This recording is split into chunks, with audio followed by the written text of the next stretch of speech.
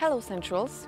I want to start a series on troubleshooting with sex. It'll be a few episodes addressing some of the issues that are most common.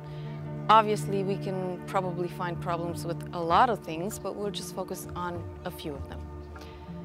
So the first one is on male and female polarity, or touching, arousing, and how to maintain a sexual intercourse. Male and female energy have different needs when it comes to sexual arousal, and different needs when it comes to being satisfied, or how to be satisfied, actually. Female energy is a lot more delicate and more complex, and for starters, female energy requires, in the best case, fulfillment from a sexual encounter. That fulfillment can come through a combination of ingredients. The first and foremost is presence from their partner, and not just any kind of presence. It's loving, caring, compassionate, understanding, accepting, and conscious presence. And it is always doubled with the right kind of touch. In the case of feminine energy, it's a softer touch, a slower touch, an indirect one also. And since this was not enough, it requires more time to get aroused, more time to come to their peak, and more time to actually tune out of it. So it takes longer, it's much slower. The worst thing that you can do as a man or the partner that identifies with male energy in an interaction is to rush a woman or a feminine presence, to be too hard, too strong, or too direct. And in this case, I mean direct with genital organs or breasts or chest. This is actually perceived by women, or a feminine presence, as aggressive, painful sometimes, and it's a huge turnoff. Or if you rush a woman into something, she will most likely not have enough time to process things. She will not have enough time to get aroused, to be on the same page with you in those moments. So in this perspective, you would have to be a very patient partner and also willing to communicate. Feminine energy likes to be asked for what it needs, likes to be asked, in most cases actually, likes to be asked for approval. And feminine energy, again, I cannot stress this enough, likes and needs patience. Male energy, on the other hand, requires variety, an energetic and direct presence from their partner.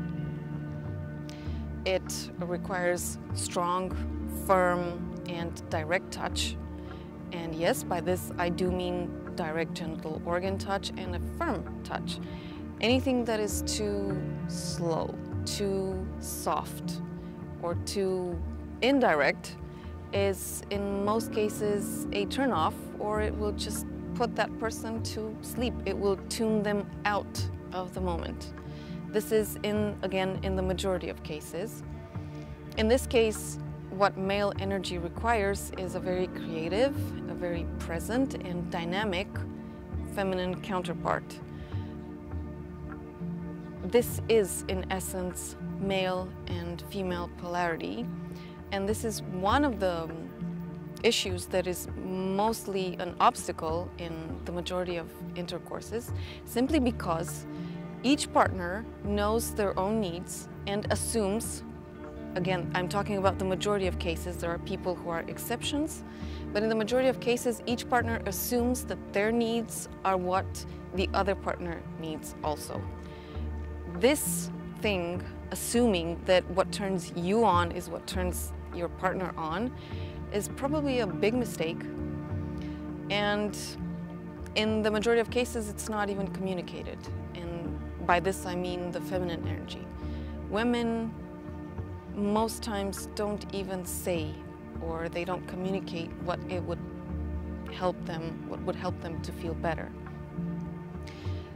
Sometimes because they don't know. It's so internal to them that they never thought of it, they never talked about it, they never sat to analyze it or to understand it, and they just took whatever came to them. Or other times, they may know this and they may be aware of it, but they don't have the courage or the strength to go up to their partner, regardless if this is a new or long period partner, to tell them that there's something else that might help them feel better, because the implication is that what their partner is doing is not good. Some men don't take this really in the proper way, and some women get even more turned off when they see their partner upset, pissed off, or not patient. So this is actually,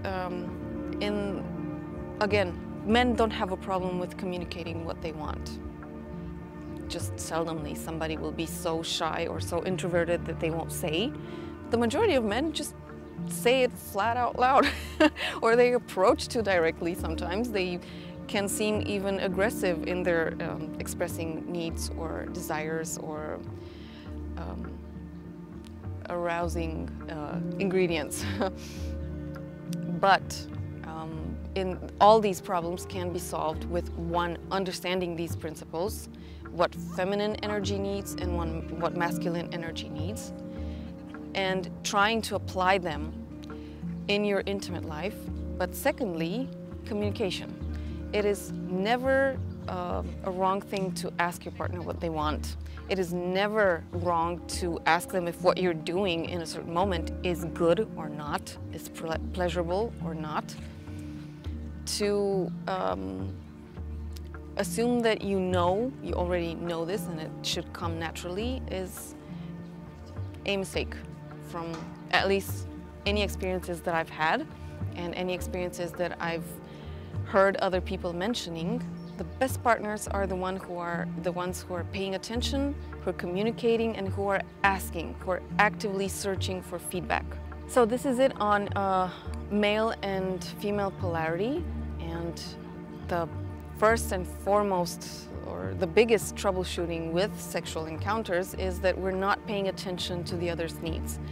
In any time of the sexual encounter, it can be at the beginning, it can be in the middle of it, towards the end, even afterwards. Men and women need different things. Women like, again, a loving and tender and understanding presence. They love to cuddle, they love sweet words. Men, on the other hand, just need to phase out or tune out. This is, again, because in a sexual intercourse, through the discharge at the end, men lose energy, whereas women don't. This is why actually women are up to more orgasms, they're multi-orgasmic actually, and men need a lot of time to recover. Since they've lost a lot of vital energy, they need time to recover, and this is why a lot of men fall asleep, and many women just think that their partner is so insensitive or does not care so much of them afterwards that he just falls asleep and goes about his life. This is again another case of not understanding our essences. We're wired differently when it comes to our sexuality, but also in our daily lives, because everything that we do in our intimate life is just a projection of us in this area. So we're the same people, even in that area. If we understand each other, the way we're built, the way we're wired, we have more chances of doing the right thing in intimacy. Now you may be thinking that what male energy needs and what female energy needs are contradictory. And if you're thinking this, you are right. And you may also be thinking that in a sexual intercourse or encounter, you cannot have these two types of energies manifesting simultaneously. And you're again right. However, if you're aware of these differences and approaches that each one needs, you can still have them in the same encounter, just not in the same time. And this, in fact, would require that you tune into your partner considerably and that you communicate through touch. You tune into female polarity and you give your feminine counterpart whatever she needs. After a certain time, when you're really paying attention and you're really connecting with this person, you can understand and you will learn to recognize when it's enough, and then you can both turn into male polarity and give your male counterpart what he needs. Again, this is taking your lovemaking to the stage of art making. It's not something that will happen just by accident, or it's not something that comes naturally. If it did, we wouldn't have so many frustrations and unsatisfaction when it comes to our sexual lives. If, however, we paid these things conscious attention and we started applying them and we took a practice out of this, in time we can get to the point where we're both feminine and masculine counterparts very pleased, satisfied, or fulfilled with our intimate moments. And this is what I actually wish for you. So this is with troubleshooting number 1, the wrong kind of touch, not enough touch or not enough foreplay, and feminine and masculine polarity.